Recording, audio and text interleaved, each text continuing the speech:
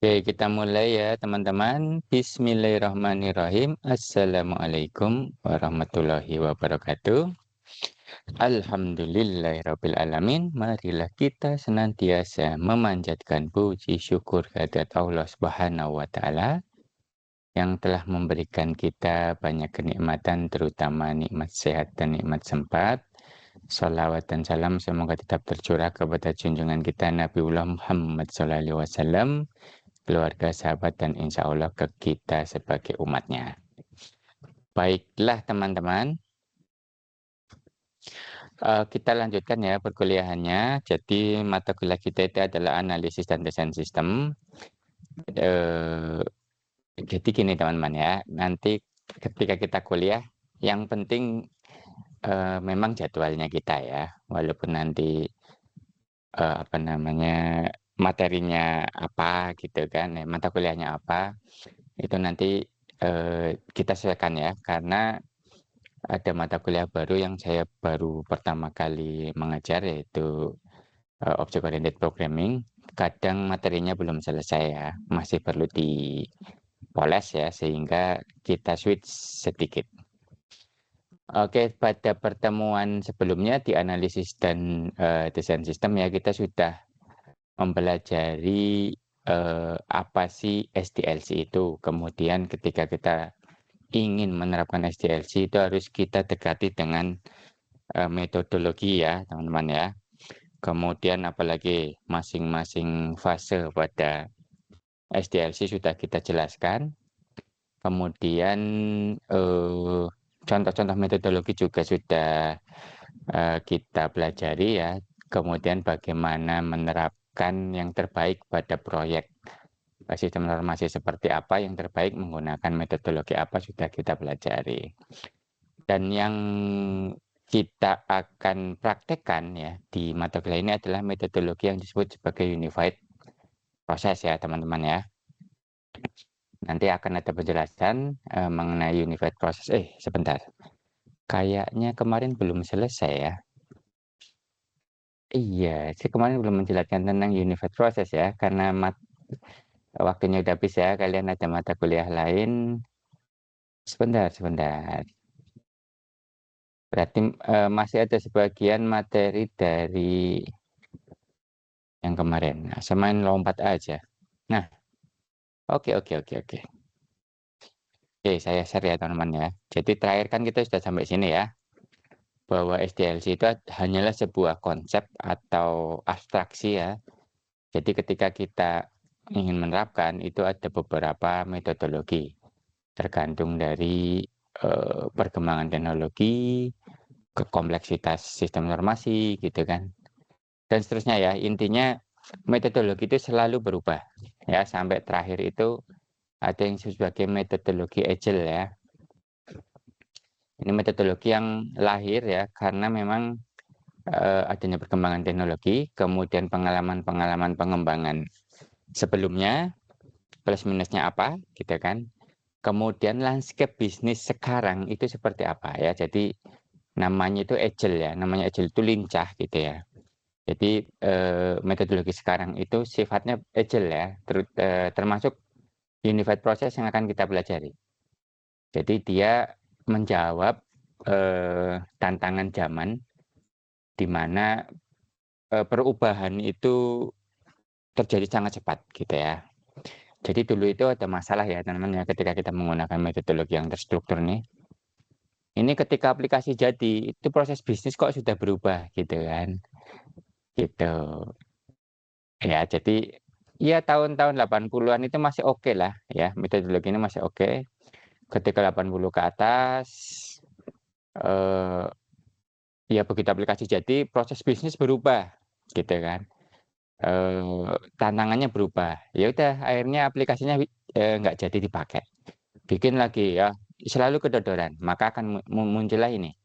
Termasuk teknologi ya, muncul RAD sama Agile ya. Termasuk teknologi yang mendukungnya. Ya, termasuk nanti di pemrograman berorientasi objek ya, itu memungkinkan kita untuk menerapkan metodologi RAD dan Agile. Ya, tanpa itu tidak bisa, gitu ya. Oke. Loh, kok sudah main terakhir saja. Saya salah mencet nih. Oke. Oke.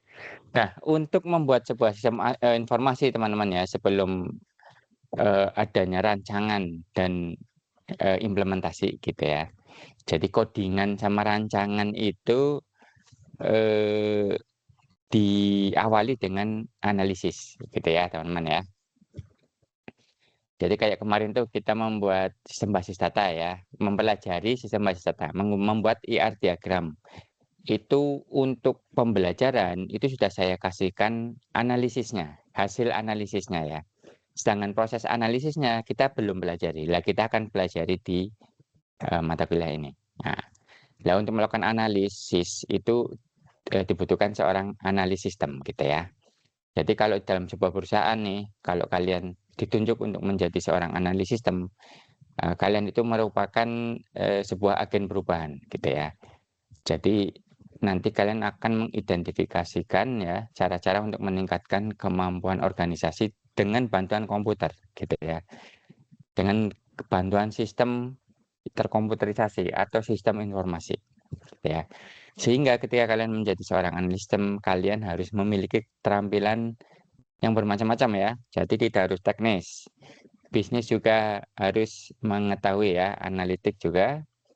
Kemudian komunikasinya juga harus bagus, interpersonal skill, hubungan dengan orang lain juga harus bagus. Karena nanti tugasnya analis itu dia akan mencari seluruh kebutuhan orang-orang yang ada di dalam sebuah organisasi agar bisa dilayani oleh sistem informasi.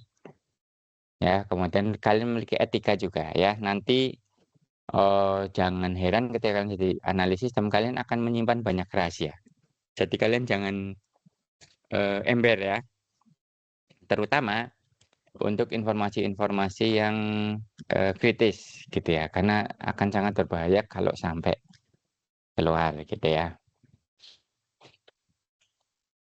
Terus ini kira-kira ya teman-teman ya, analis. Jadi ini kalau kalian sistemnya itu sangat besar, itu dibagi lagi ya. Jadi analis sistem itu akan dibagi lagi menjadi beberapa orang. Nah, ini ada istilahnya ya, ada analis bisnis yang dia fokus pada SOP ya, pada standar operation prosedur, pada bisnis organisasinya gitu ya. Bagaimana cara mereka harus beroperasi. Nah, itu analis bisnis. Ya, kalau analis sistem itu dia lebih fokus ke teknik-teknik ya, seperti infrastrukturnya apa, kalian menggunakan teknologi apa gitu ya, teknologi stack apa gitu kan. Kemudian infrastrukturnya seperti apa, infrastruktur ada lain sendiri ya. Jadi nanti platformnya menggunakan apa, OS-nya apa gitu ya. Jadi seputar teknologi ya. Menggunakan misalnya apakah menggunakan barcode scanner atau RFID atau apa NFC gitu ya. Itu nanti isu-isu itu muncul di tangan seorang analis sistem gitu ya. Kemudian ada juga analis infrastruktur. Ini yang fokus pada hardware-nya ya, pada teknis benar hardware-nya, mulai dari bagaimana topologi jaringan, cabling gitu ya, servernya itu cara menghubungkannya seperti apa gitu ya, itu di analis infrastruktur ya. Apakah menggunakan WiFi, apakah harus kabel, kabelnya itu yang digunakan fiber optik atau cukup dengan RJ45, itu dari analis infrastruktur. Kemudian ada analis manajemen change ya, atau perubahan-perubahan change management, sorry kebalik ya. Jadi manajemen perubahan. Nah, ini itu berkaitan dengan permintaan orang gitu kan. Itu perlu di-manage gitu ya. Misalnya bagian accounting dia butuh sistem yang seperti apa, kemudian perkembangannya seperti apa gitu kan. Itu di-manage sama orang-orang ini. Kemudian ada lagi yang mengorkestrasi ini, analis-analis ini sebenarnya teman-teman ya. Jadi yang mengatur jadwal, kamu kemana, kamu ngapain, kamu rapat dengan siapa, kemudian merekap hasil rapatnya itu seperti apa, itu adalah manajer proyek. Nah, tugas utamanya cuma dua ya. Jadi memastikan bahwa proyek sesuai jadwal dan proyek sesuai dengan anggaran. Nah, ini yang mengorkestrasi ini semua. Ini kalau perusahaannya sudah gede ya, teman ya. Tapi kalau perusahaannya kecil gitu ya, saya nggak tahu ya besar kecil itu seperti apa. Atau mungkin lebih, kalau menurut saya lebih politis ya, lebih ke apa namanya, pimpinan perusahaan itu mau ke arah mana. Biasanya kalau pimpinan perusahaannya itu serius, mereka punya analis sistem yang berbeda-beda.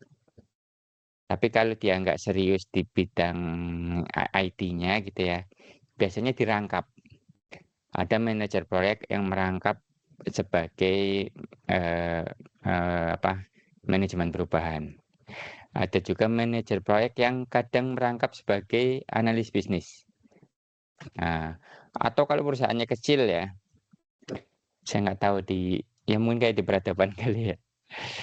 Itu lima-limanya dirangkap sama satu orang, gitu. Nah, ini ciri-ciri biasanya itu sistem normasinya di dalam sebuah perusahaan itu akan gagal itu kalau cenderungnya seperti ini, gitu ya. Jadi tidak ada pembagian yang jelas. Apalagi perusahaannya itu semakin besar ya. Jadi kalau perusahaannya dikelola sama 1, 2 orang, 10 orang yang mungkin manajer proyek, analis bisnis, dia merancang juga, nanti mungkin dia coding juga, gitu ya. Itu perusahaan-perusahaan kecil lah. Tapi kalau udah kayak rumah sakit, perusahaan besar ya, distribusi besar, kargo misalnya kayak JNE gitu ya, yang sudah nasional, dia cabangnya banyak gitu ya, itu harus dibagi-bagi seperti ini. Gitu ya, teman-teman ya. Oh ya, terus, nah ini menarik nih ya. Menarik karena saya disuruh mengajar pemrograman berorientasi objek. Lah Unified Process ya teman-teman ya.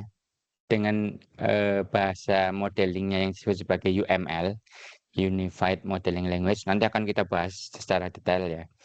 Ini dia dibangun dengan berfondasikan sistem berorientasi objek. Ya, jadi di dalamnya itu menggunakan OOP ya, Programming Object Oriented Programming. Walaupun nanti sudah mulai bergeser ya teman-teman ya. Tidak bergeser sih, tidak bergeser. Jadi saling melengkapi ya.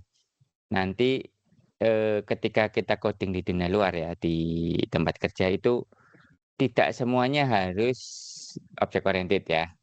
Kadang fungsional juga. Jadi nanti kita akan lihat ya bedanya fungsional. Tapi di mata kuliah yang satunya bukan yang di ini ya. Bukan di mata kuliah ini. Karena di sini itu tidak ada coding teman-teman ya. Adanya modeling saja. Codingnya di mata kuliah yang lain. Apa tadi? Fungsional dan object oriented programming ya. Itu nanti akan kita pakai bareng. Nanti akan saya tunjukkan ya di pemrograman website, di sistem orientasi objek. Ini itu fungsional, yang ini object oriented, gitu ya. Dan nilaloh itu nilalah ya.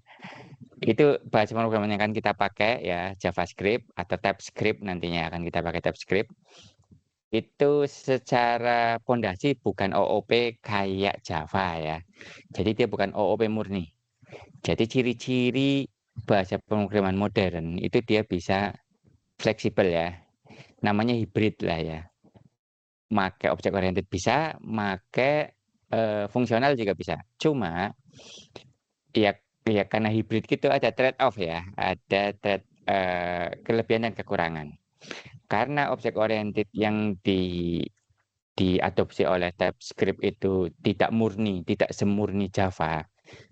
Ya, walaupun dia bisa gitu ya, tapi tidak semurni Java.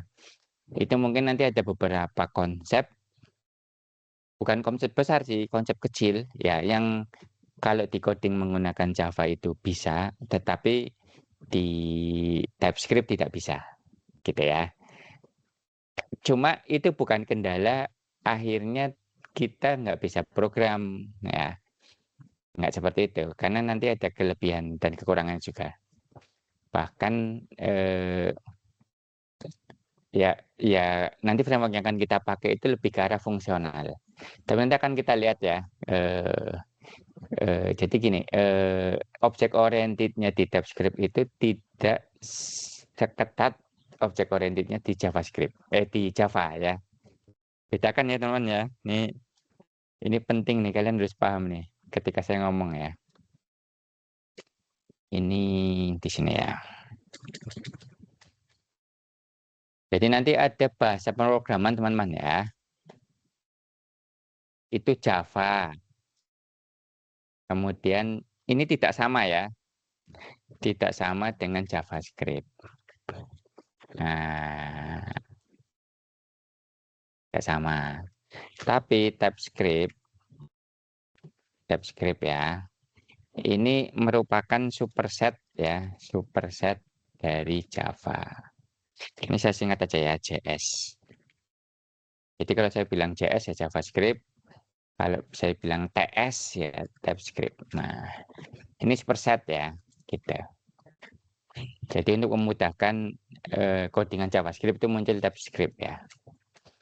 Oke, jadi gambarnya itu ya. Jadi jangan bingung ya. Java itu tidak ada hubungannya sama JavaScript. Saya ini juga agak diprotes nih sebenarnya nih. Kenapa sih pakai nama JavaScript? Nah, tapi ya bebas. Ini dikirakan ini bagian dari ini. Ini tidak sama, ini berbeda sangat jauh. Ya, kalau Java ini murni ya, Java itu murni OOP ya. Jadi objek oriented ya, murni objek oriented ya. Kalau TS tidak murni ya, dia hybrid.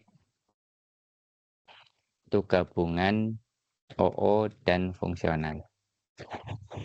Nah, gitu ya. Gambarannya seperti itu. Dan ini pendekatan modern teman-teman ya. Ini pendekatan modern. Karena kalau semua didekati dengan ini, aduh, mumetnya minta ampun. Iya, mumet. Istilahnya bukan mumet ya. Ribet gitu ya. Misalnya mau ke Purwokerto itu harus lewat sini, sini, sini, sini ya. Kalau ini enggak, pokoknya nyampe gitu ya. Hasil akhirnya sama gitu lah intinya itu. Oke. Dan kita kan pakai yang ini ya. Kenapa nggak pakai Java, Pak? Aduh, ya saya lebih ini prefer aja ya, preference. Kalau Java di framework webnya kan framework Java.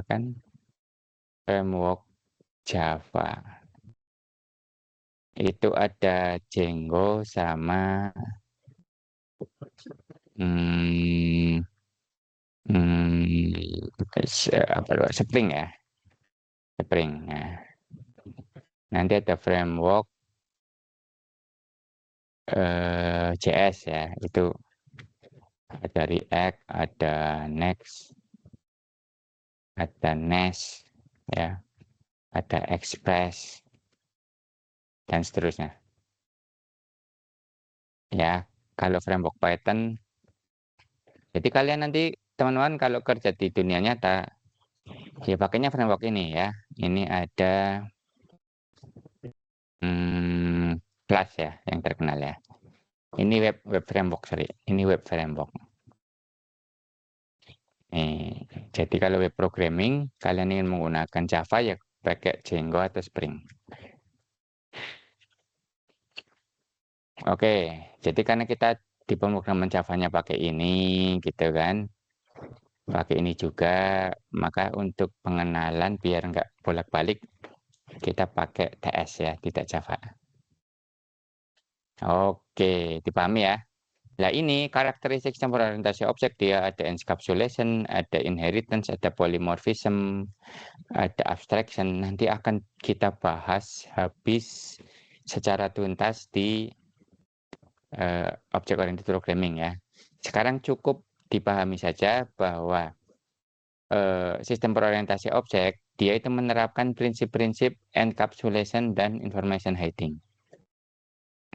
Jadi intinya encapsulation ini teman-teman ya, itu atribut atau data ya dalam sebuah data intinya dalam sebuah representasi dunia nyata itu digabungkan dengan perilakunya, itu digabung ke dalam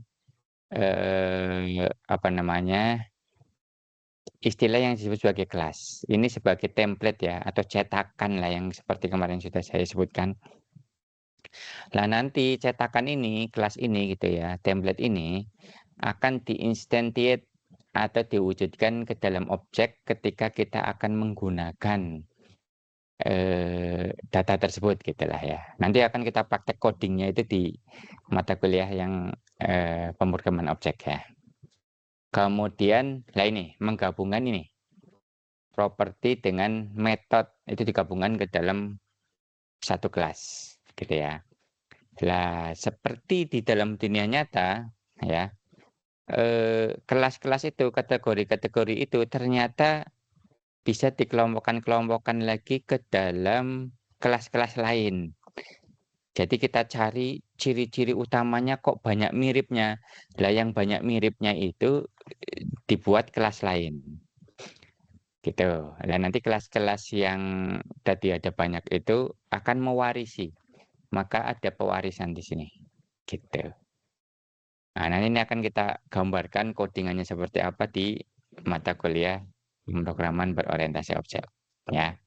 Kemudian ada polymorphism. Nah, polymorphism ini kita bisa memberikan sebuah message ya, pesan ya, atau perintah, atau memberikan perilaku dengan nama yang sama, teman-teman ya. Tetapi hasil akhirnya berbeda, tergantung dari kelasnya. Nah, nanti kita akan praktekkan polymorphism di TypeScript seperti apa. Kemudian ada dynamic binding ya, karena dia dinamis gitu ya. Misalnya nih, kita membuat satu objek dari kelas tertentu, karena dia bisa dinamis, maka ketika melakukan perikatan dengan datanya atau assignment dengan datanya, itu tidak dilakukan pada saat dia compiling, tetapi pada saat dia runtime ya. Jadi ketika dijalankan, ini disebut sebagai perikatan dinamis. Nah, ini akan sangat membantu ya. Kemudian yang paling keren itu adalah abstraksi. Jadi ketika kita membuat sebuah kelas, teman-teman ya, dengan tiga konsep ini, itu yang lebih keren lagi itu abstraksinya. Abstraksi itu intinya apa? Intinya itu membuat abstrak. Jadi yang detail-detailnya itu dihilangkan ya, sehingga orang tahunya itu ini gunanya apa, gitu ya. Jadi saya nggak peduli misalnya ada sebuah kelas nih, kelas namanya string gitu ya. Dia adalah kelas yang menyimpan ciri-ciri atau yang menyimpan string gitu ya. String itu yang menggunakan kombinasi angka huruf gitu kan. Dan cara memanipulasinya, misalnya seperti itu ya. Kita tidak tahu nih, misalnya cara membuat atau menghitung jumlah huruf di dalam string. Kita nggak tahu mereka menggunakan teknik apa. Apakah dihitung satu-satu ya, apakah caranya dimasukkan ke dalam array atau gimana, kita nggak tahu gitu ya. Yang penting kita bisa memberikan perintah untuk menghitung ya. Ini perintah nih, pesan ya. Kita kasih tahu nih pesan ke kelasnya. String, saya ingin tahu variabel ini itu memiliki berapa huruf. Nah, jadi cara ngitungnya itu terserah. Ini yang disebut sebagai abstraksi ya. Jadi ini yang penting nih, karena ada abstraksi teman-teman ya. Kita bisa melakukan modularitas ya. Jadi kita nggak perlu tahu cara kerjanya orang lain gitu kan. Cara kerjanya kelas itu seperti apa. Yang penting kita pakai. Nah, dengan abstraksi, kemudian dari abstraksi kita abstraksikan lagi. Dari hasil abstraksi yang sudah kita abstraksikan lagi. Akhirnya membuat sebuah sistem yang besar, yang robust, yang scalable, yang mudah dipahami. Karena kita berpikir abstrak ya, tidak perlu tahu hal-hal yang mendetail. Nah, ini gambarannya ya teman-teman ya. Jadi secara diagramnya UML, ini apa namanya, kelas itu dibuat seperti ini. Nanti akan kita pelajari ya. Nah, menggunakan Draw.io. Kemarin kita sudah membuat menggunakan Draw.io ya di pemrograman berorientasi objek. Gitu. Jadi di atas itu ada nama kelas, ini atribut atau cirinya atau properti ya. Ini perilakunya atau lebih akrab disebut sebagai metode. Nah, gitu ya. Nanti ada istilah kelas, objek, atribut gitu ya, kondisi. Nah, oke ya teman-teman ya. Jadi nanti ada lagi di sini juga metode gitu ya. Ini metode-metode, kemudian pesan-pesan. Jadi nanti untuk berkomunikasi ya teman-teman ya, antar objek ya, antar kelas gitu kan, itu kita cukup memberikan pesan ya, memberikan pesan ke dalam kelas tersebut. Nanti dia melaksanakan pesan ini. Nah, gitu ya teman-teman ya, atribut dan seterusnya. Oke, intinya seperti ini, nanti kalian akan tahu ya. Nah, pengkapsulan ini dia teman-teman ya, dia menggabungkan antara data dan proses. Atau orang nyebutnya perilaku tadi ya. Jadi proses itu, dia itu berperilaku seperti apa? Memiliki apa ya, aktivitas apa aja. Gitu ya. Itu digabung. Yang mana proses ini itu berbeda dengan pemrograman terstruktur ya. Karena pemrograman terstruktur itu dia akan apa namanya, memisahkan proses dengan data. Gitu ya, datanya itu untuk basis data, prosesnya ya di logika-logika programnya. Kalau di object oriented enggak, dia akan digabungkan. Oke ya. Nah, dengan itu dia bisa menyimpan informasi teman-teman. Jadi misalnya nih, ini kan teman-teman, ini kalau kita bentuk privat ya, ini privat minus nih. Ini kita tidak bisa mengakses atribut ini teman-teman ya, kecuali dengan cara membaca atau dengan cara memberi pesan ya. Misalnya saya ingin tahu nih, kamu namanya siapa sih? Tidak kita langsung ya. Misalnya nih, misalnya ada pasien ya. Misalnya orang aja deh ya. Ada Pak Yusuf dengan Mbak Yuli misalnya. Belum kenal nih. Saya ketika ingin tahu namanya Mbak Yuli, saya nanya, gitu kan. Nah, si Mbak Yuli punya perilaku dia bisa menjawab nama dia, gitu ya. Jadi saya tanya, Mbak, namamu siapa, gitu kan. Jadi saya ngasih nama, Mbak, namamu siapa, nanti Mbak Yuli mengakses nama dia, kemudian ngomongin ke saya. Hasilnya adalah, oh nama saya adalah ini. Gitu. Itu namanya penyembelihan informasi. Jadi tidak, misalnya kalau ininya bisa diakses langsung, saya tidak nanya, tapi saya akan misalnya langsung membaca ke otaknya Mbak Yuli ya. Itu kan nggak mungkin kan, atau malah berbahaya. Jadi intinya teman-teman ya, ketika kita ada pengabsulan, menggabungkan proses dan data, di situ ada secara otomatis apa namanya, bentuknya information heading ini. Gitu ya. Ini salah satu keunggulannya adalah untuk keamanan ya. Jadi objek lain itu tidak boleh diacak-acak ya. Tidak boleh isinya dirubah, tidak boleh isinya dibaca, atributnya dibaca ya, tanpa sepengetahuan atau perilaku yang ada di dalam kelas tersebut. Gitu ya. Nah, ini harusnya ya, ini nanti dibahas dan codingannya akan kita bahas di pemrograman berorientasi objek ya. Kemudian selain encapsulation itu ada inheritance. Ini pewarisan ya teman-teman ya. Ini jadi saya sempat bilang ya bahwa kelas-kelas itu ternyata bisa dikelompokkan lagi. Kalau yang dia memiliki atribut yang sama bisa dan perilaku yang sama, dia bisa digabungkan dibentuk kelas baru gitu ya. Nah, kelas itu ada kelas abstrak sama konkret ya teman-teman ya. Kalau konkret itu cirinya ininya ya teman-teman, itu bukan garis miring ya. Kali ini huruf italik ya, ini italik. Ya ini italik kan, kelihatan kan miringnya, dia italik. Sedangkan ini itu tidak ya, dia biasa. Ini juga italik. Lah yang italik-italik ini namanya kelas abstrak teman-teman. Dia tidak boleh diwujudkan ke dalam objek. Dia hanya untuk apa namanya? Untuk sebagai pengkategorian kelas saja. Jadi tidak untuk di instantiate ya, tidak untuk di apa namanya? diwujudkan, gitu. Ya, ini contohnya orang, teman-teman ya. Nah, ini contohnya di klinik atau rumah sakit, teman-teman ya. Di klinik atau rumah sakit, teman-teman itu ada data ya, ada objek-objek atau ada apa namanya, objek nyata gitu ya. Itu dokter dan pasien, teman-teman ya.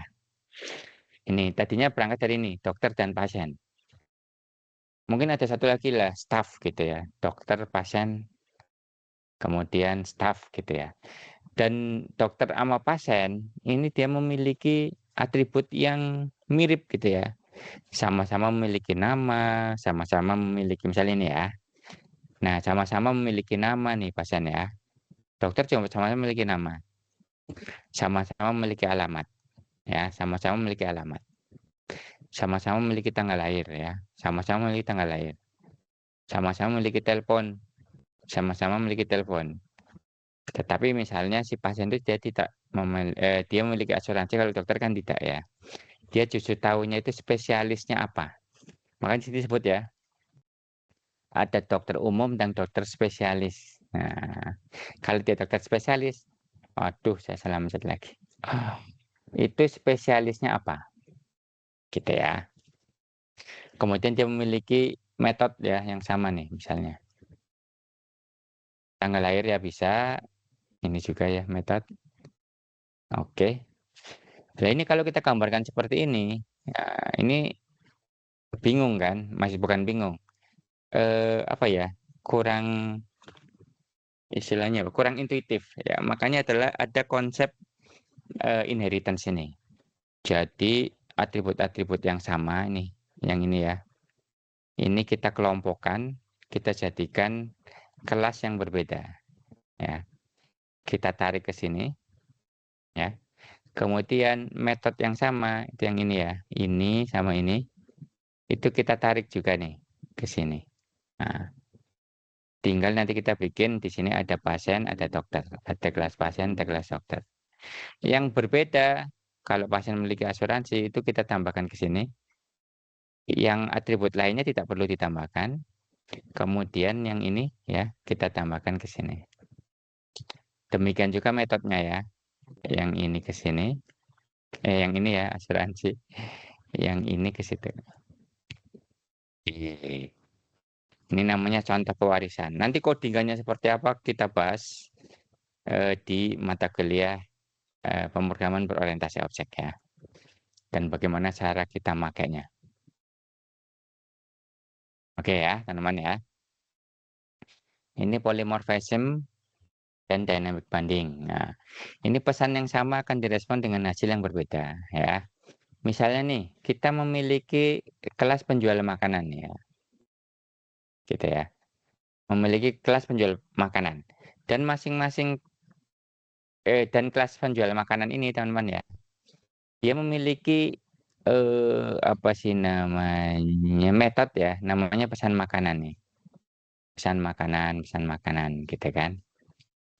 Gitu ya. Semuanya sama, dia akan menyiapkan makanan.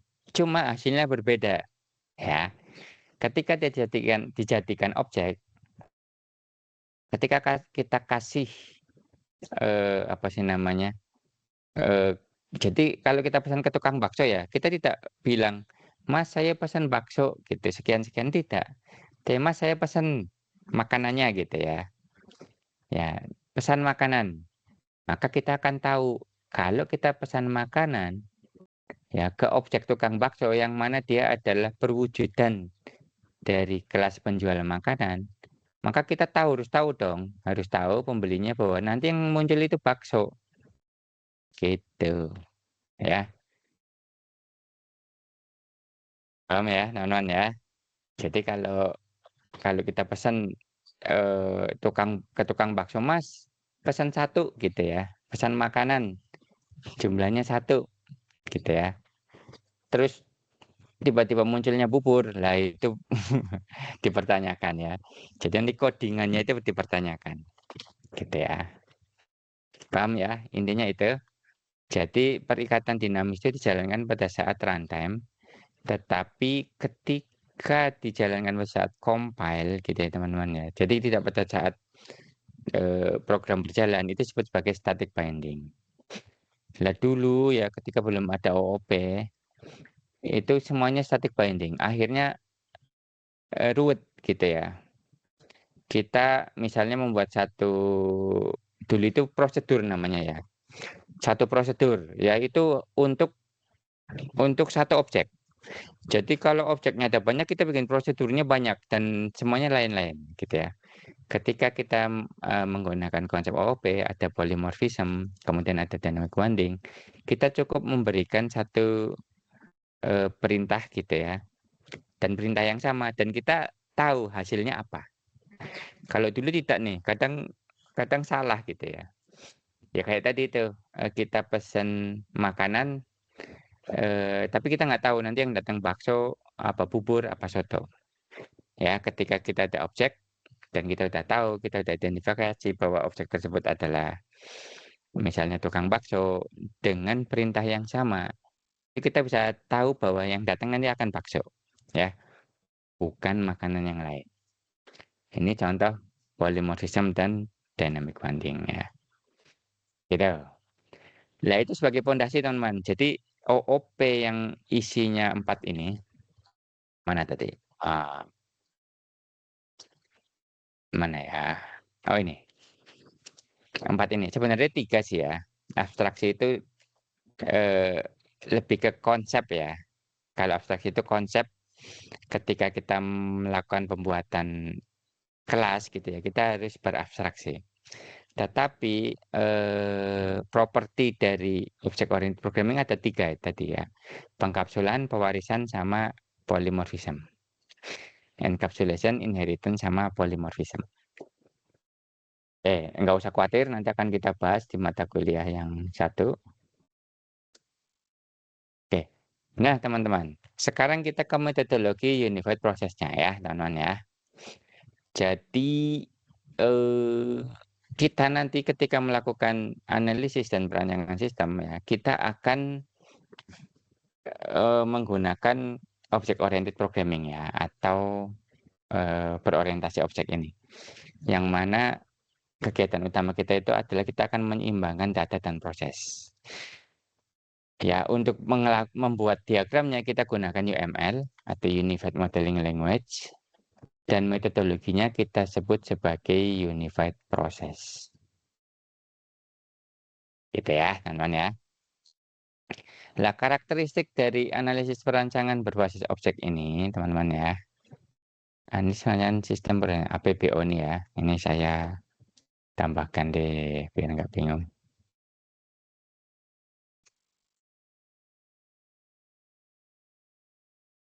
Ini APBO.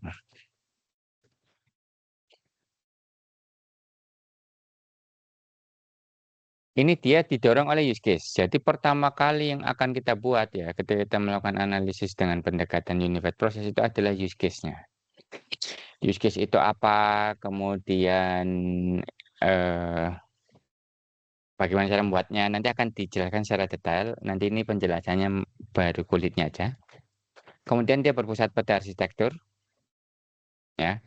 Kemudian dia beriteratif dan inkremental. Nah, ini merupakan karakteristik dari Agile metodologi. Metodologi. Salah lagi ya. Jadi mana ya metodologi? Metodologi lincah ya.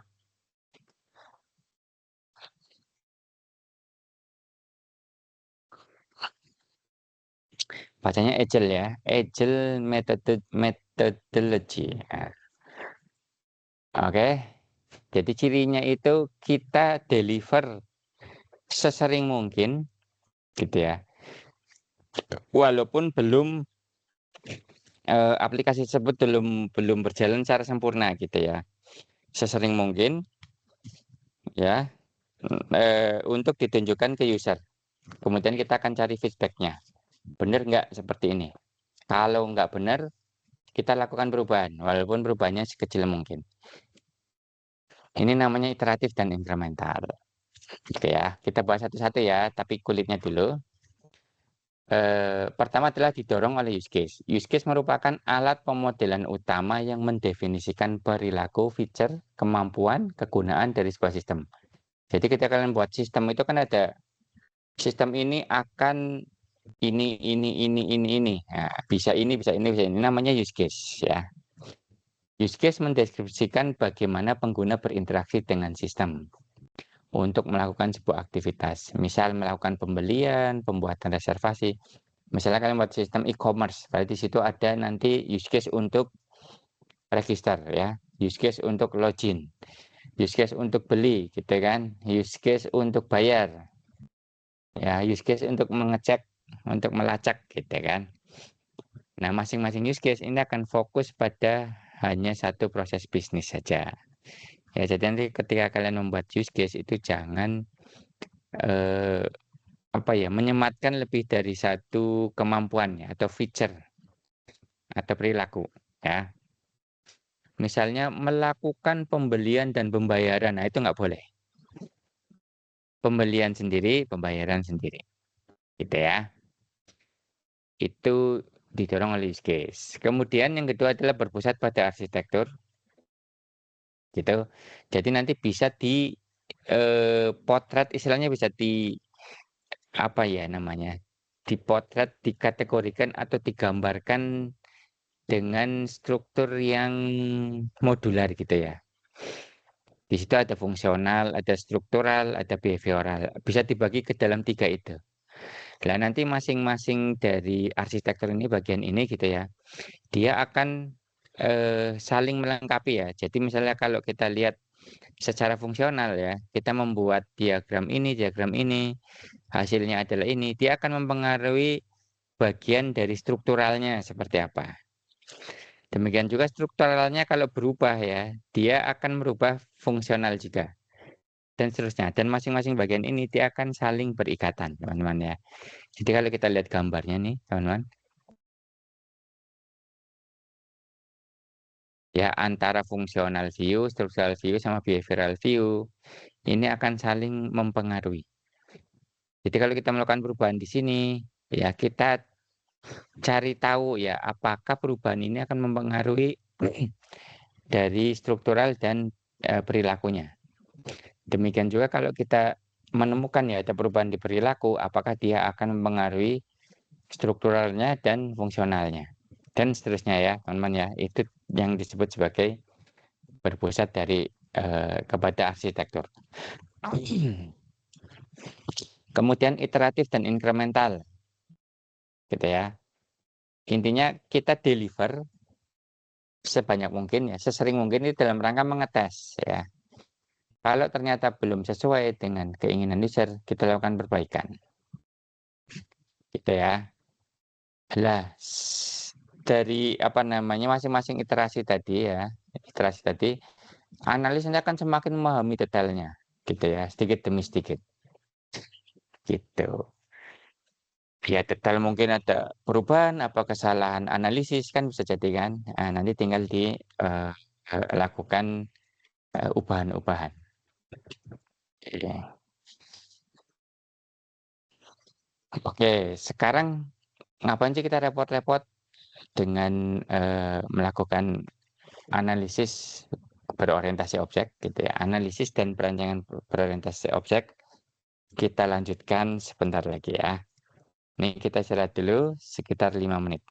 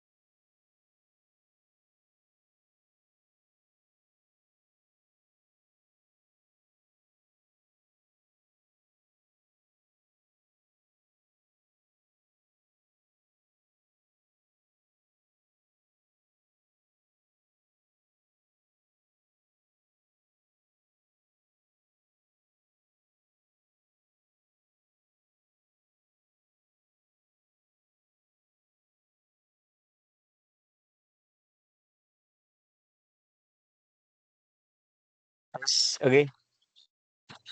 Oke, kita mulai lagi ya, teman-teman ya. Mas Taufik, monitor, monitor. Mas. Ya Pak, ya Pak.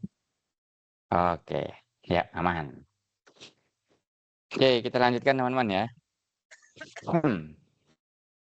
Terus ngapain sih kita repot-repot melakukan analisis dan perancangan sistem berbasis objek? Ini memiliki banyak keuntungan teman-teman ya. Jadi keuntungannya ya mengikuti perkembangan zaman yang semakin kompleks gitu ya. Semakin kompleks, semakin banyak perubahan dalam waktu singkat. Sehingga untuk meng-catch up-nya, kita mesti memecah sistem yang kompleks tadi itu menjadi modul-modul yang lebih kecil. Sehingga nanti ada yang bisa lebih fokus siapa yang menangani modul mana, siapa yang menangani itu macam-macam ya, mulai membangun, mengelola, dan merawat. Itu bisa kita assign ya, atau kita tugaskan ke tim-tim yang bermacam-macam. Bahkan timnya ini nantinya bisa tidak dalam satu tempat ya, bisa di seluruh dunia tersebar ya. Yang penting ada koneksi ya. Tentunya menggunakan internet lah sekarang ya. Jadi kalau koneksi data gitu ya, data kan bisa macam-macam ya, bisa suara, bisa file, bisa apapun ya, bisa video, bisa gambar. Itu yang mau nggak mau menggunakan internet gitu ya. Kemudian ya karena ini modelnya modular, maka kita bisa tadi itu kemungkinan modul-modul lain itu bisa menggunakan modul yang sebelumnya sudah dibuat. Sehingga nanti jangan heran ketika nanti kalian melakukan pemrograman website atau pemrograman berorientasi objek, kita akan menggunakan yang disebut sebagai NPM ya, Node Package Manager. Karena sebenarnya si Node ini ya, jadi ekosistem Node, ekosistem JavaScript, ini dia sudah memiliki modul-modul yang bisa kita guna pakai sebenarnya. Sebentar ya, ada telepon.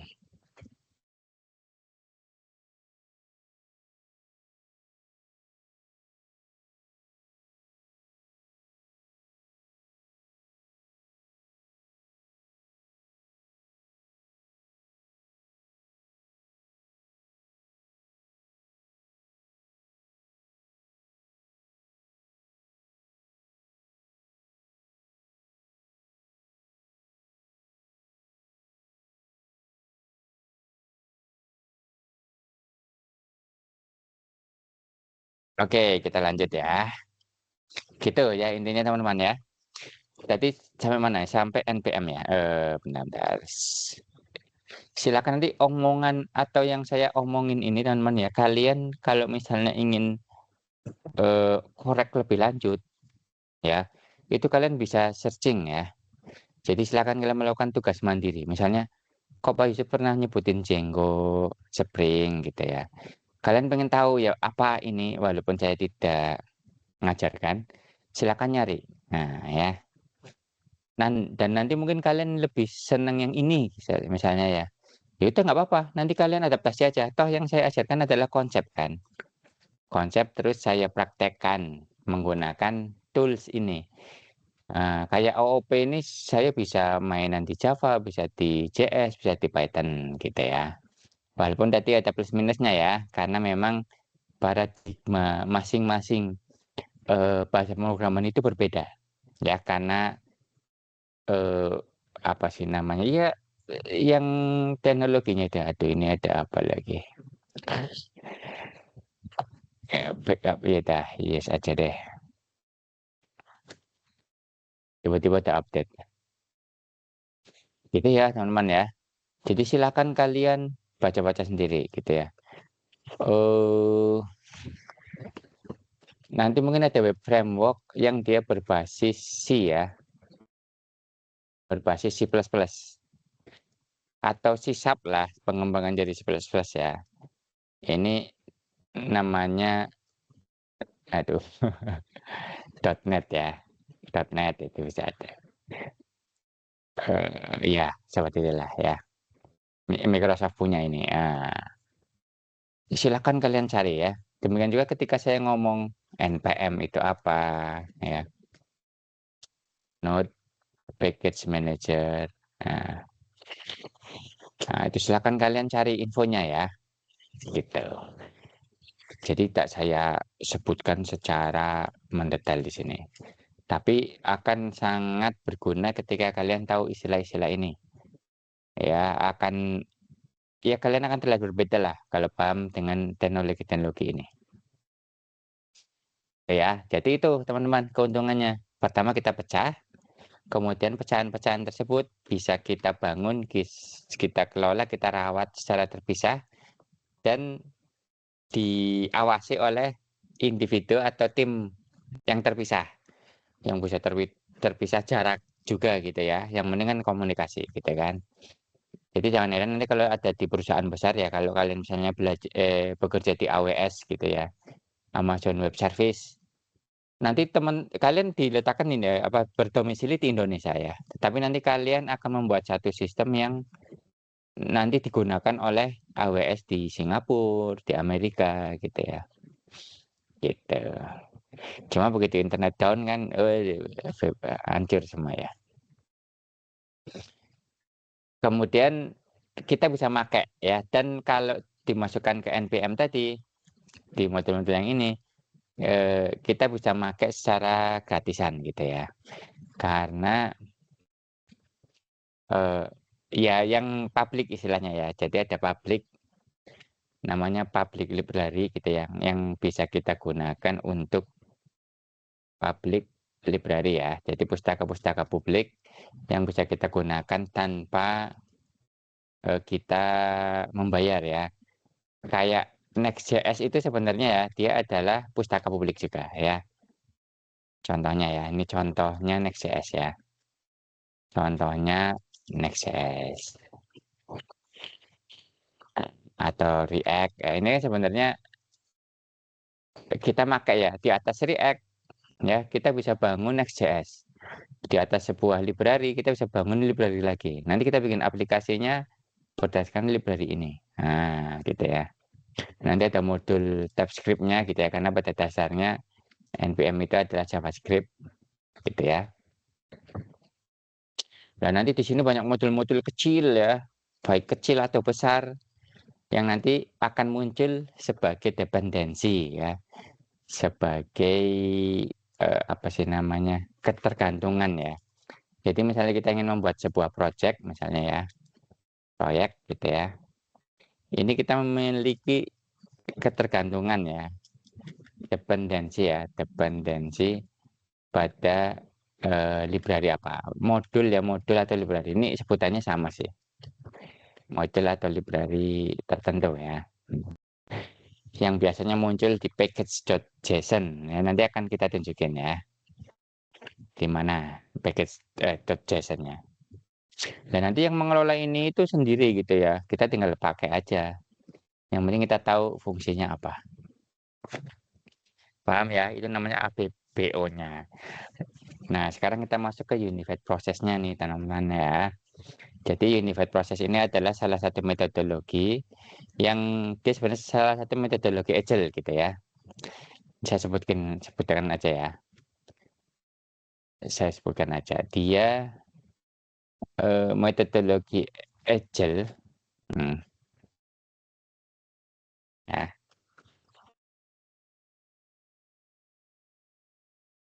yang spesifik itu nggak usah sebutin spesifiknya. Adalah metodologi Agile yang memetakan kapan dan bagaimana cara menggunakan teknik-teknik UML yang bervariasi untuk menganalisis dan mendesain sistem berorientasi objek. Jadi metodologi ini dia menggunakan UML ya, karena memang UML ini teman-teman ya, ini memang muncul untuk mensupport unified process ya. Jadi unified modeling language. Ini saya kasih singkatan aja laginya. Singkatannya apa ya? Unified modeling language. Jadi nanti kalian language. Silakan cari UML itu munculnya kapan, kenapa muncul, kemudian yang munculin siapa, ini menarik teman-teman. Ada ceritanya ya, kalau diceritakan ya lumayan lah sekitar 15 menit. Tapi silakan kalian cari sendiri. Ya, menarik ya. Beneran menarik nih. Ceritanya ada 3 orang gitu ya, yang memiliki metodologi sendiri-sendiri. Tadinya ya sendiri-sendiri, dan masing-masing orang itu memiliki kelebihan dan kekurangan sendiri-sendiri. Akhirnya mereka bergabung. Ininya gitu ya, bergabung membuat unified process. Nah, UML-nya ini adalah diagram yang orang 3 tadi itu dia bikin, kemudian digabungkan. Namanya UML ya. Oke, kalau kita lihat ya, unified process, teman-teman ya, itu dibagi ke dalam proses 2 dimensi ya. Yang pertama adalah fasenya itu dari atas ke bawah, dari kiri ke kanan itu fasenya. Yang nanti kalau kalian lihat fasenya ini akan sesuai dengan SDLC. Jadi akan plek-ketiplek dengan fase-fase yang ada di SDLC. Jadi jangan salah ya, kalau ada orang nyebut ini adalah metodologi pengembangan software, pasti dia akan mengacu pada SDLC. Kalau nggak mengacu ya dipertanyakan ini bikin software apa bikin tempe goreng misalnya ya. Nah, masing-masing fase ini nanti akan di breakdown ke dalam yang disebut sebagai workflow, alur kerja. Gitu ya. Kemudian nanti akan kita lihat ya, berdasarkan 2 dimensi tadi, kita akan lihat bahwa di metodologi Agile, yang mana dia iteratif dan incremental tadi, itu akan banyak irisan. Jadi kalau kita lihat secara apa sih namanya ya, gambaran kasar aja, kita nanti akan melihat bahwa masing-masing fase itu akan terjadi pada masing-masing alur kerja, gitu. Nah, karena kita kan based on library ya, jadi banyak pustaka, banyak modul-modul. Jadi sebenarnya ada sesuatu yang sudah jadi, kita tinggal pakai. Lah modul tadi itu kan tidak kita analisis lagi dari awal kan. Jadi tidak orang nyebutnya itu tidak DIY gitu ya. Tidak DIY. Bukan daerah istimewa Yogyakarta tapi do it yourself ya, karena kita tinggal pakai. Dan tidak dry. Dry itu singkatannya apa ya? Don't repeat yourself ya. Tidak berulang-ulang sendiri. Jadi kalau mau bikin misalnya fungsi ini kita bikin dari awal gitu. Kita ulangi lagi gitu kan. Jadi tidak. Atau ada lagi yang nyebutnya sebagai reinvent the wheel ya atau RTW. Tidak reinvent the wheel. Jadi kita misalnya mau bikin mobil, itu tidak bikin bautnya sendiri gitu kan. Kita bikin bautnya sendiri, peleknya sendiri, bannya sendiri gitu kan. Tinggal aja kita pakai mana ada ban, ya masukin ke situ. Nah, mana ada bodi, nah, kita tinggal desain bodinya. Oh ada radionya, ada monitornya, tinggal pasang gitu ya. Jadi tidak DIY, tidak dry, tidak RTW ya. Jadi tinggal pakai lah, rata-rata tinggal pakai. Sehingga apa? Kita akan fokus ya. Ini kuncinya ya. Sehingga kita fokus pada proses bisnis. Nah, algoritmanya, saya bilang algoritmanya ya. Jadi bukan proses bisnis secara apa sih? Secara dunia nyatanya ya, secara manual lah ya. Saya bilang gitu seperti itu. Kita cari bagaimana algoritma untuk menuangkan proses bisnisnya itu ke dalam sebuah sistem informasi gitu ya. Yang kita akan fokus ke sini saja ya. Yang lain-lainnya kita tinggal pakai library ya. Ya tentunya kalau ada.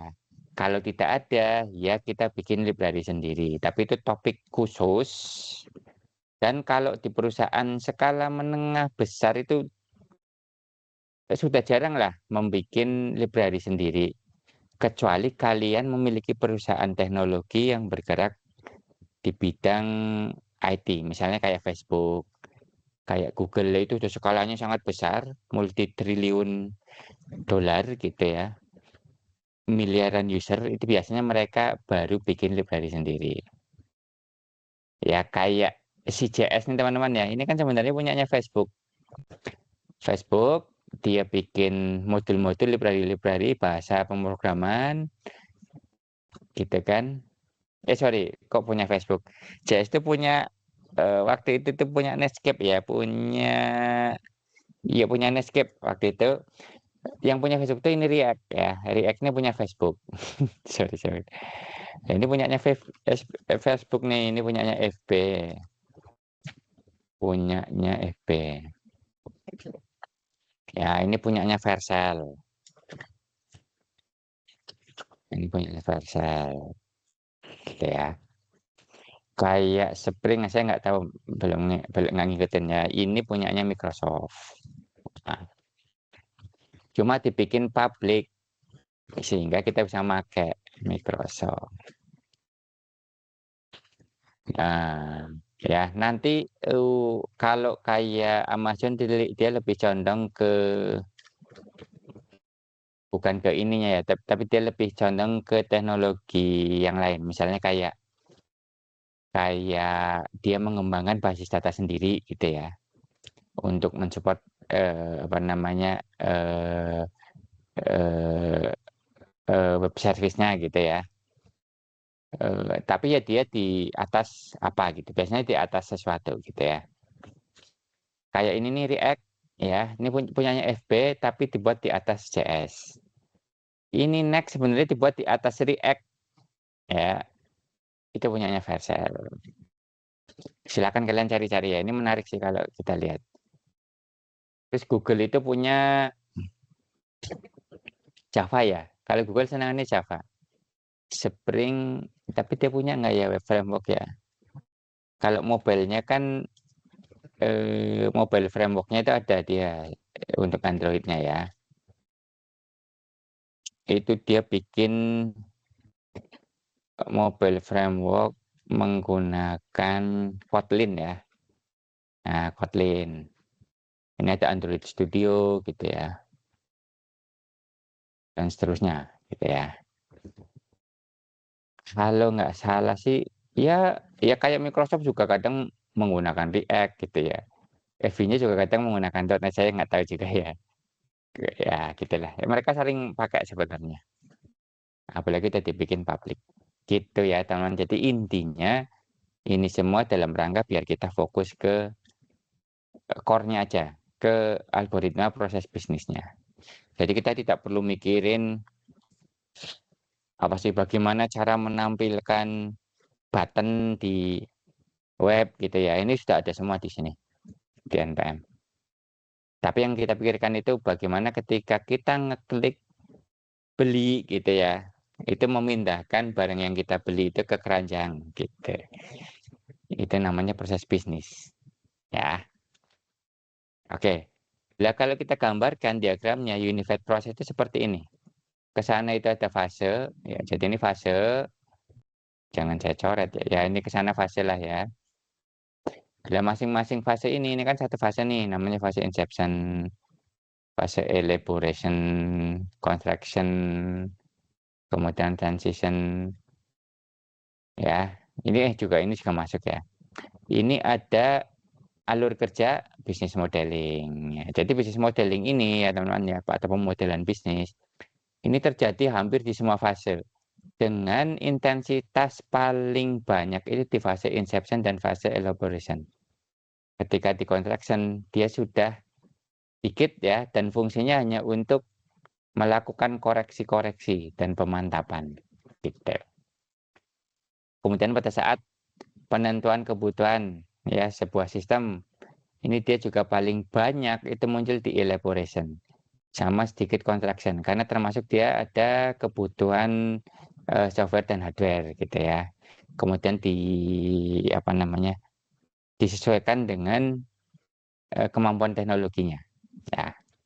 Kemudian pada saat analisis ya workflow analisis dia lebih condong di elaboration dan kontraksi dikit ya.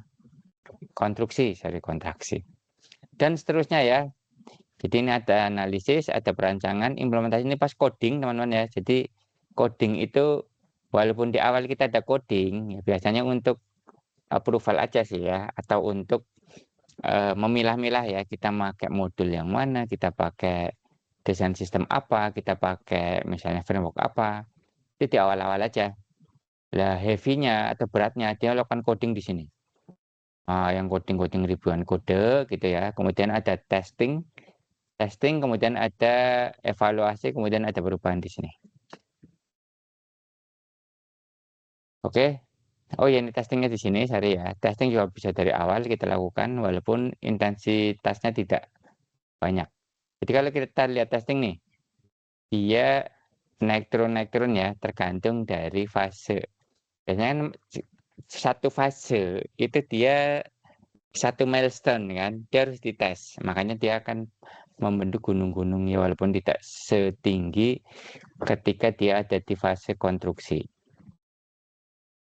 Nah, kemudian deployment ini ketika kita ingin memastikan ya, bukan memastikan ya, ingin memindahkan ya codingan kita itu dari development gitu ya ke production. Ya, production itu yang dipakai secara massal ya. Dan seterusnya. Kemudian di alur kerja, oh ini yang tadi alur kerja teknis ya, ini yang teknis banget. Kalau yang bawah ini itu alur kerja pendukung atau non teknis, termasuk di situ ada manajemen proyeknya, ada perubahan, manajemen perubahan ya, kemudian ada environment. Gitu teman-teman ya. Ya. Lah, apa sih yang dilakukan ketika atau fokusnya ya ketika kita ada di masing-masing fase pada unified process nih. Jadi, kalau kita lihat nih, fase ini kan sama dengan fase di SDLC. Kalau di SDLC apa aja tuh? Coba Mas Alfahorin, coba masih ingat nggak pelajaran sepekan yang lalu? Jadi SDLC itu memiliki fase-fase, fase-fase SDLC itu apa aja? Oke, Mas Alfa. Fasenya ada berapa, Mas? Ada yang ingat? Mbak Yuli?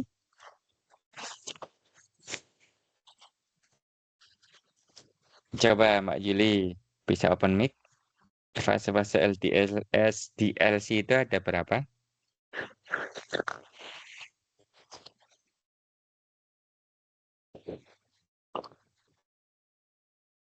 Tuh, kayaknya pada tidur Pak ya. Mas Taufik, fase SDLC ada berapa?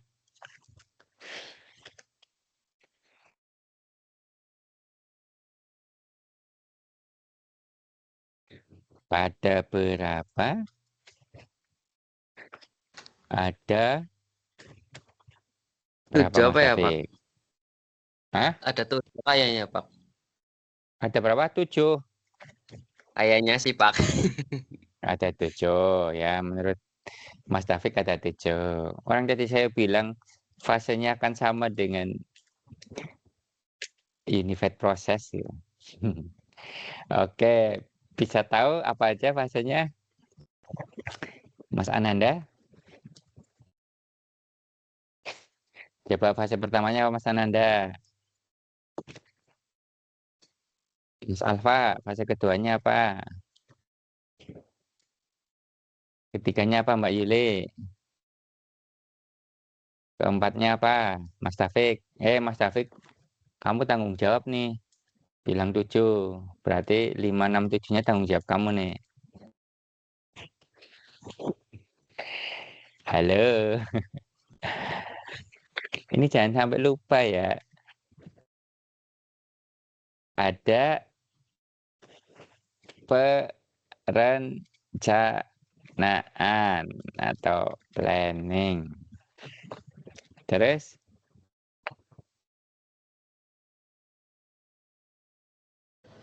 Analisis, Pak. ada analisis. Terus Ada apa lagi? Ada desain apa ya, Pak? Ada perancangan, ya, desain. Atau desain lah ya. Ada apa lagi?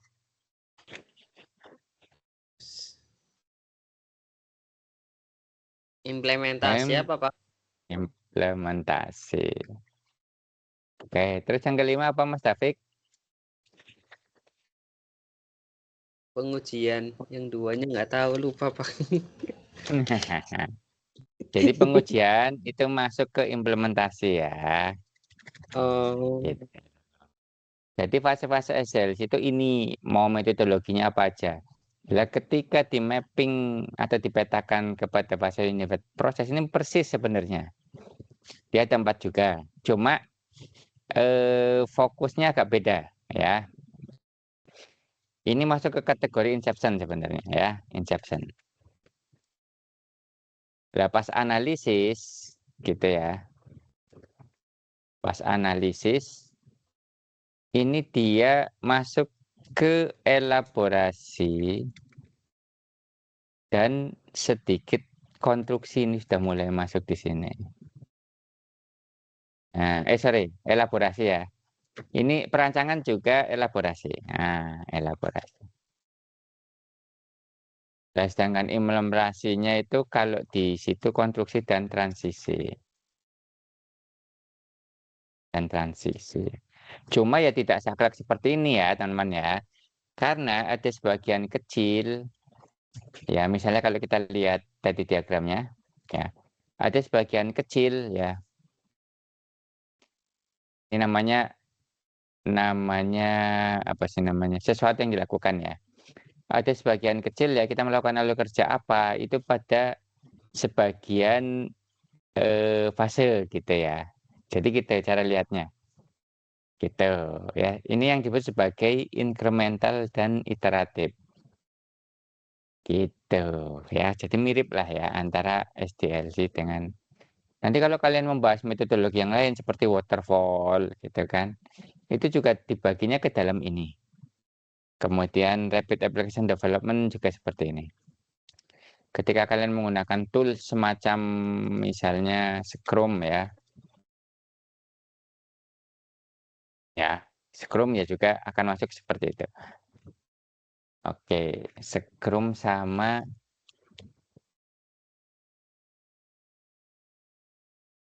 apa tuh kemarin sempat saya sebutkan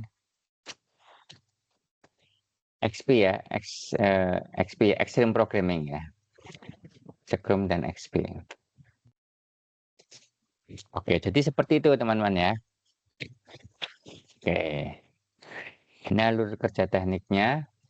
Ya intinya ketika kita melakukan nanti akan kita lihat ya, ketika kita membuat perencanaan ya, namanya sistem proposal ya. Sebenarnya kita lagi membuat sampai analisis. Sampai sini gitu ya. Sistem proposal. Nanti kalau sudah sistem specification itu yang bawahnya ini. Nah, ini dokumen yang akan kita buat. Masing-masing fase akan menghasilkan dokumen juga. Kemudian semua tadi itu ya teman-teman ya, ini didukung oleh namanya supporting workflow. Nah, manajemen proyek ya. Yang tadi itu ini project manager itu di sini. Nah, manajer proyek itu ada di sini. Ngatur jadwal, ngatur anggaran, kapan mesti ketemu siapa, di mana, jam berapa, ngomongin apa. Ya, itu tugas-tugas dari manajemen ya. Kemudian kapan kita melakukan pengetesan, siapa yang ngetes gitu ya. Hasil tesnya diolah oleh siapa. Itu juga manajemen proses ya proyek ya. Kalau konfigurasi itu macam-macam ya teman-teman ya. Ada yang ngatur ya konfigurasi sistemnya segala macam. Kemudian kalau ada perubahan-perubahan, version control segala macam. Yang mengorkestrasi itu siapa ya. Dan seterusnya. Gitu ya. Terus salah mencet lagi. Yang perlu kalian ketahui Unified process itu tidak termasuk staffing, budgeting ya. Manajemen kontrak, maintenance, operation, support gitu ya.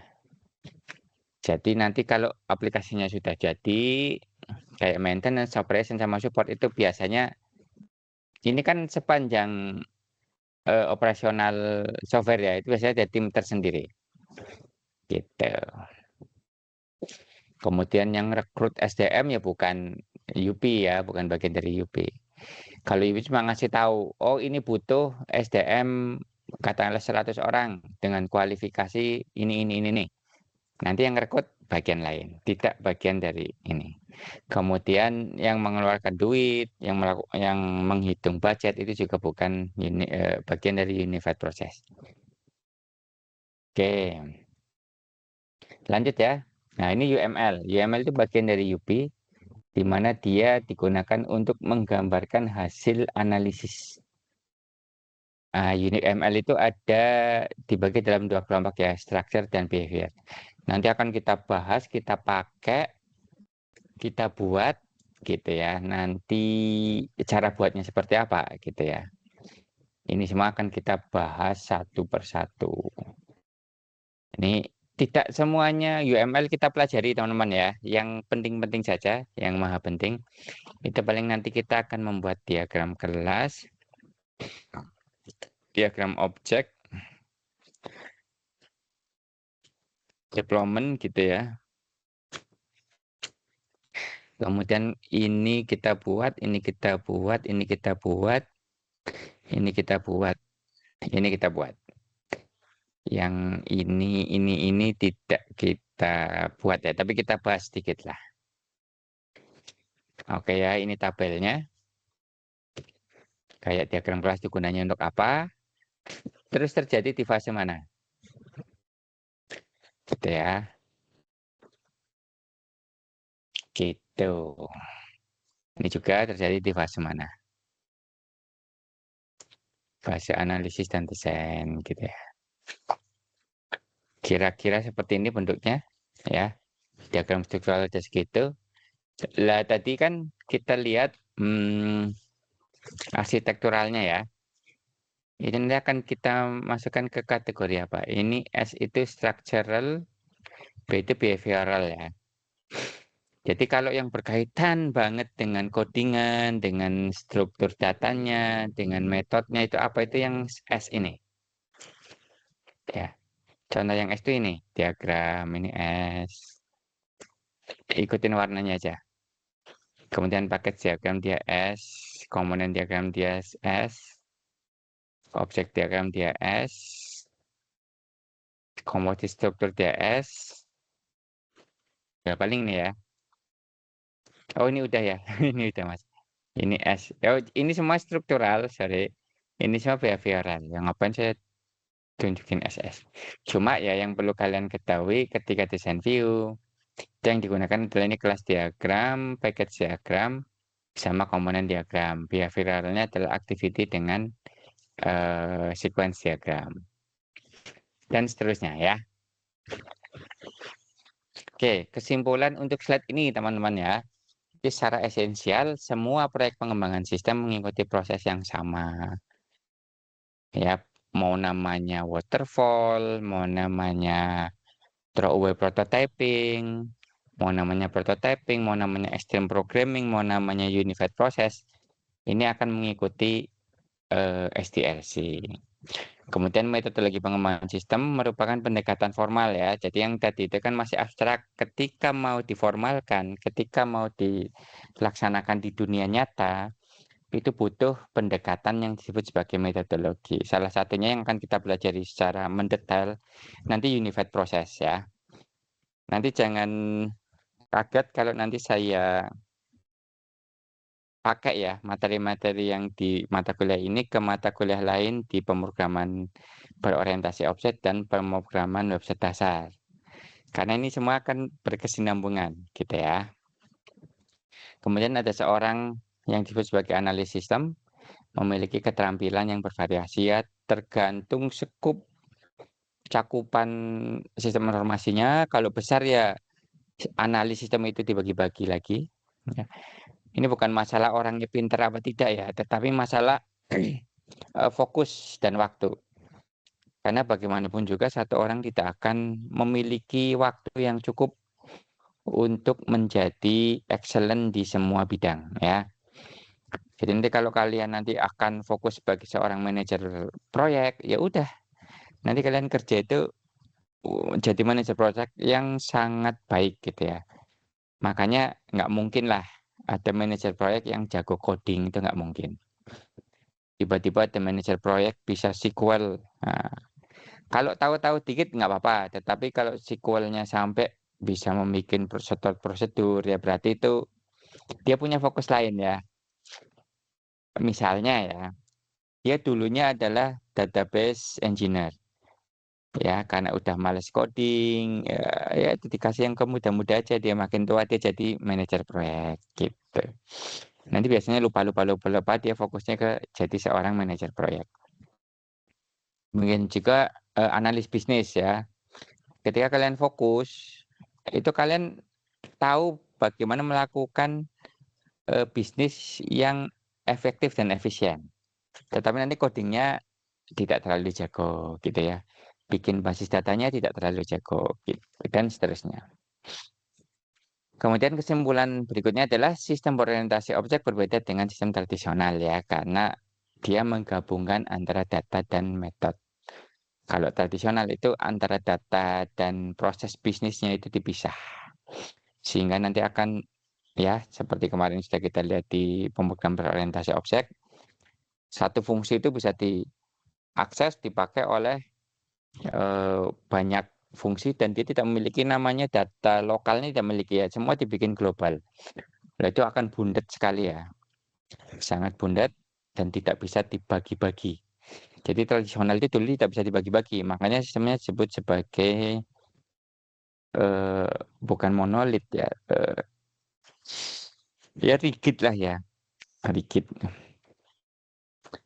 Kemudian berikutnya merupakan pendekatan pengembangan sistem yang didorong oleh use case.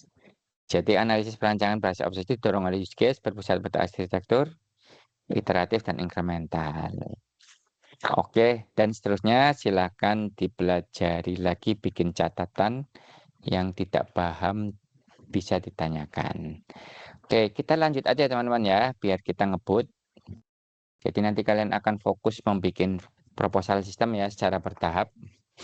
Ini masih teori untuk membuka mata kalian ya, bahwa membuat software itu tidak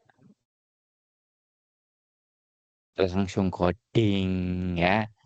Ini yang langsung coding nanti kalau ditanya hasilnya pada berantakan nih Mas ya. Nanti kalau kalian bikin skripsi begitu ya. Jangan coding dulu, tetapi kalian lakukan analisis perancangan. Di situ kalian uplak-uplak dulu sampai detail, sampai kalian mau muntah, nggak bisa ngapain lagi, baru di coding gitu ya. Maksudnya nggak bisa menemukan sesuatu lagi baru di coding. Ya jangan main coding dulu, nanti begitu ditanya yang sederhana, ternyata tidak sesuai dengan kebutuhan dari si penggunanya. Oke, kita masih ada waktu sekitar 15 menit ya, 10-15 menit. Langsung saja saya jumping. Tadi saya sebenarnya udah mau masuk sini ya.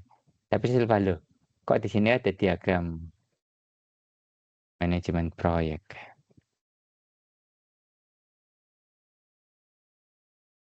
Oke, kita masuk ke slide berikutnya, namanya manajemen proyek. Bagaimana kita memanage sebuah proyek sistem informasi. Oke, teman-teman, manajemen proyek ini, teman-teman ya, ini terjadi dari awal ya, dari fase inception, bahkan sudah terjadi di sini nih. Nah, manajemen proyek. Jadi di sini itu ada manajemen proyek di sini nih. Ini kenapa saya merah-merah ya? Ini menunjukkan porsi ya. Yang merah-merah itu porsi terbanyak dari project management itu ada di fase mana? Di fase inception pertengahan, dari awal sampai pertengahan lah ya. Nah, ini maksudnya itu. Jadi fase manajemen proyek itu terjadi pada fase inception gitu ya. Dan ini banyak nih di sini ya. Nah, jadi sebelum proyek berjalan, kita lakukan perencanaan dulu. Di sini perencanaannya. Nah, inception lah ya. Kita brainstorm yang akan menjawab beberapa pertanyaan nanti. Nanti akan kita buka ya. Oke. Lah, di manajemen proyek ini kita akan membuat proposal sistemnya yang sudah saya bikinkan template-nya. Itu dari poin 1 sampai 5. Jadi nanti ketika mata kuliah ini selesai ya, kalian harus sudah mulai ngisi-ngisi. Oh ya, kalian tuh belum mengumpulkan project yang mau dibuat ya. Nanti saya coba. Nah ini nih.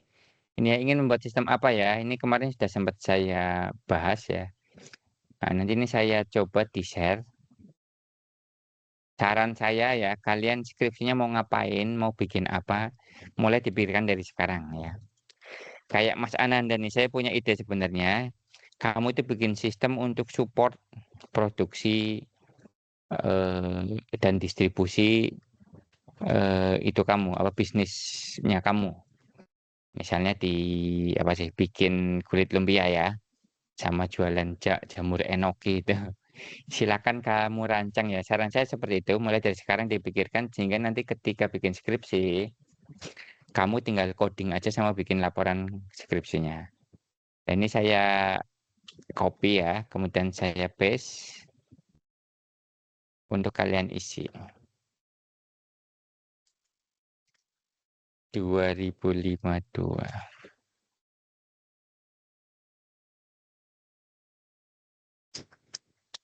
Silakan bikin apa. Tapi kalau kalian nggak mau, "Oh, Pak, saya skripsinya nantilah gampang. Pikir cari gitu." Ya udah, terserah kamu mau bikin sistemnya apa.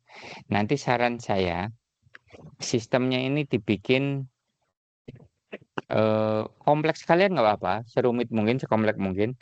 Tetapi nanti untuk kepentingan pembelajaran, bagian detailnya, misalnya di bagian UML-nya, di bagian pemodelan fungsional, struktural, dan behavioralnya, nanti kita ambil bagian kecilnya nggak apa-apa gitu ya.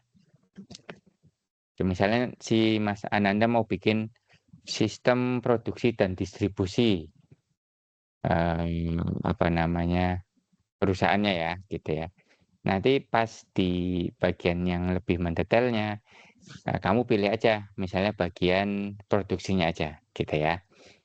Gitu. Tapi di awal nggak apa-apa. Kalian ngomong muluk nggak apa-apa ya. Kalian cerita yang mewah-mewah nggak apa-apa. Silakan. Kalian punya ide apa?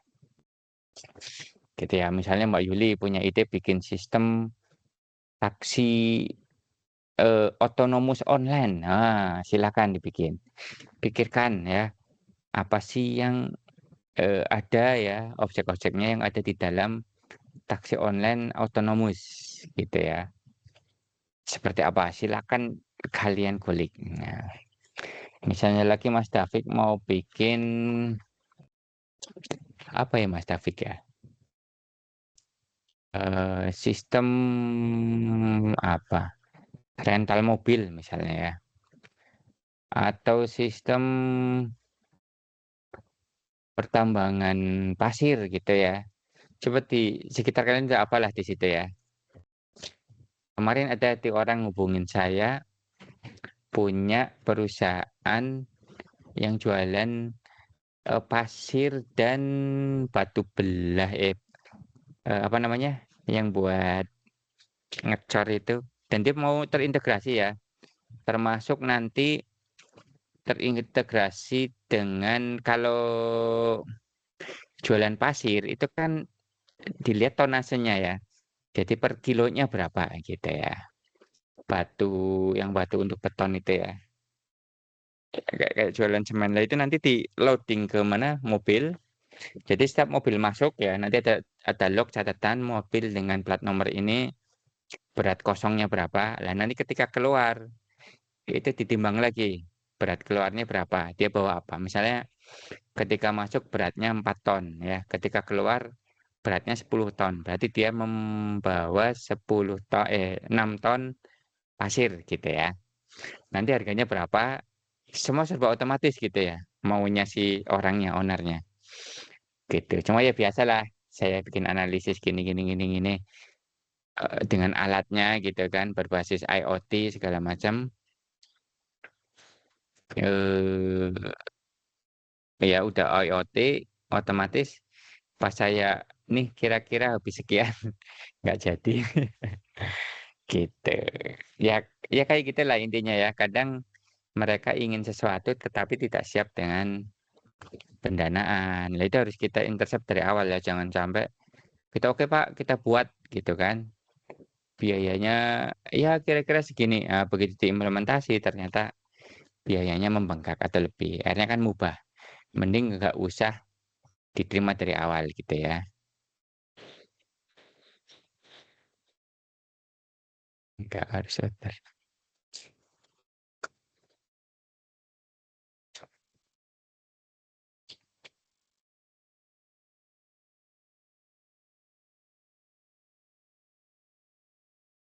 Itu teman-teman. Garing.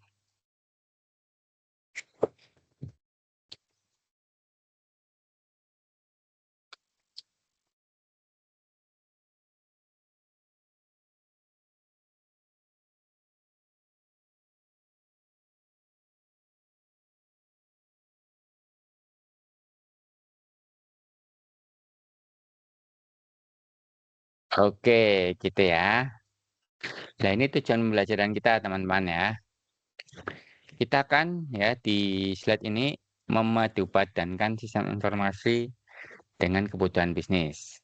Ya, mempelajari bagaimana cara membuat permintaan sistem, memahami bagaimana kita membuat kelayakan sistem ya. Nah, ini intinya kalau tidak layak ya tidak diteruskan ya, jangan diteruskan. Kemudian mempelajari bagaimana cara melakukan analisis kelayakan dan memahami bagaimana cara memilih sebuah proyek.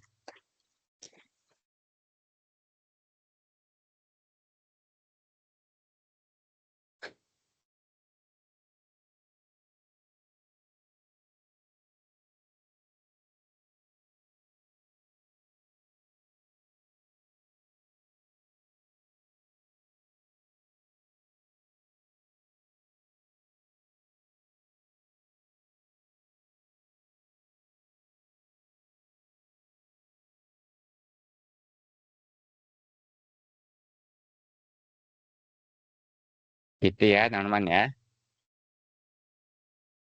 Hmm,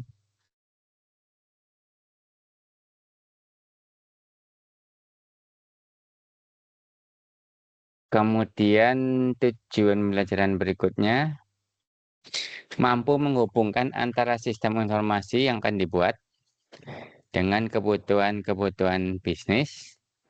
Kemudian mempelajari bagaimana cara membuat dokumen permintaan sistem. Oke, kemudian memahami cara menilai kelayakan sebuah sistem. Kemudian memahami cara memilih dan memprioritaskan pembuatan sistem. Memahami alur kerja manajemen proyek pada Unified Process ya. Jadi di Unified Process kan ada alur kerja nih, project management ya. Nah, ini fokus kita sebenarnya kan mempelajari ini teman-teman ya. Gitu. Tapi kalau kita lihat ya, si project management itu ada di seluruh ini ya. Ini kayaknya saya perlu rubah deh. Kalau project management itu terjadi di seluruh apa namanya? Oke, ini ya ya benar sih. Ini juga termasuk ting.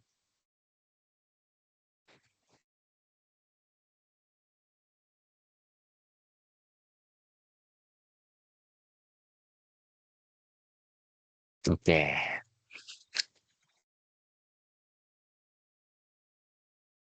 Oke ya. Tujuan pembelajaran berikutnya, oh banyak ternyata tujuan pembelajarannya, sampai ada 3.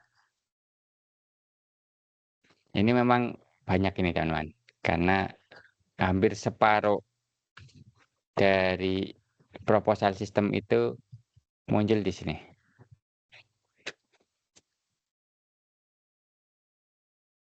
Dan ini fase yang sangat krusial ya, karena apa namanya, menentukan apakah proyek itu layak untuk dilanjutkan apa tidak.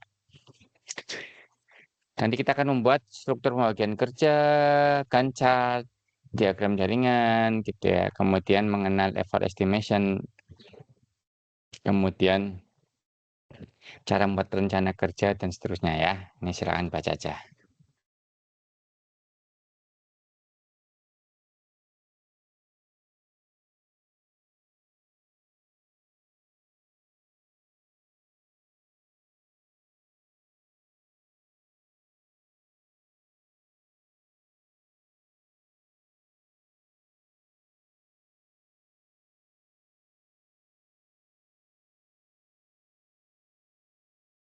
Oke, sepertinya itu ya teman-teman ya.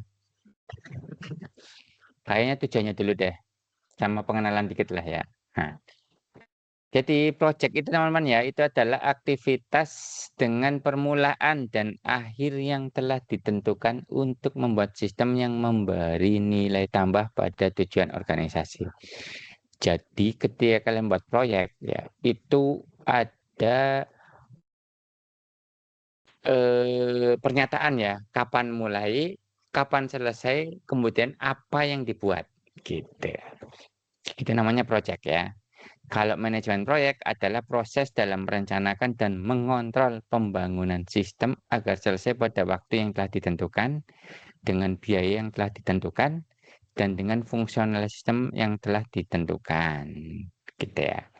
Kemudian tadi ya ada manajer proyek yang bertugas memonitor dan mengontrol semua tugas-tugas dan peran-peran yang memerlukan koordinasi. Dah, itu aja dulu ya teman-teman ya. Nanti akan kita lanjutkan pada pertemuan berikutnya. Mana saya? Oke, sebelum saya tutup, apakah mau ada yang ditanyakan?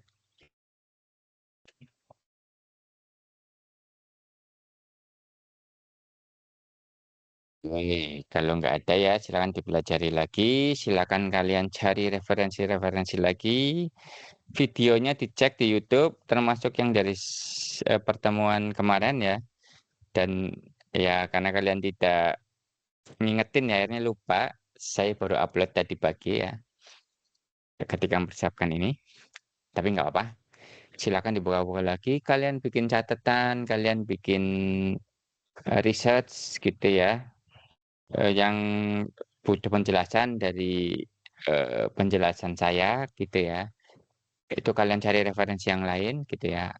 Dan beberapa yang istilah yang saya sebut silakan cari referensi kalau tidak saya jelaskan ya. Karena saya itu ngajar mostly ya selain dari materi yang ada di textbook itu malah kebanyakan dari pengalaman gitu ya. Dan kalau seorang dosen ya itu ngomong pengalaman misalnya ya, yang tidak tersurat di buku itu biasanya yang lebih berharga intinya gitu ya, dibanding yang ada di buku. Atau kalau konsepnya buku, dia kan penjelasannya secara terstruktur tuh. Nah, sedangkan saya itu secara praktis. Kadang ya kalau praktis itu kan hasil akumulasi dari baca sekian banyak buku gitu kan, sekian banyak referensi ya. Apalagi sekarang tidak hanya buku ya, kita bisa nanya ChatGPT, bisa nyari di YouTube gitu ya. Malah mostly kebanyakan saya itu dapat ilmunya dari YouTube gitu ya. Dan saya cocok logi, bukan cocok logi ya. Saya gabungkan dengan buku yang kita gunakan agar penyampaiannya lebih terstruktur aja gitu ya. Tetapi ya itu tadi penyampaian secara terstruktur itu kadang banyak misleading-nya ya karena ya saya nyomot-nyomot juga dari tempat lain, gitu. Oke, saya rasa itu ya, teman-teman ya. Saya akhiri, mari kita membaca dengan doa kafaratul majelis, wa naqallahumma wa bihamdika, asyhadu an la ilaha illa anta, astaghfiruka wa atubu ilaik. Terima kasih banyak, saya akhiri. Wassalamualaikum warahmatullahi wabarakatuh.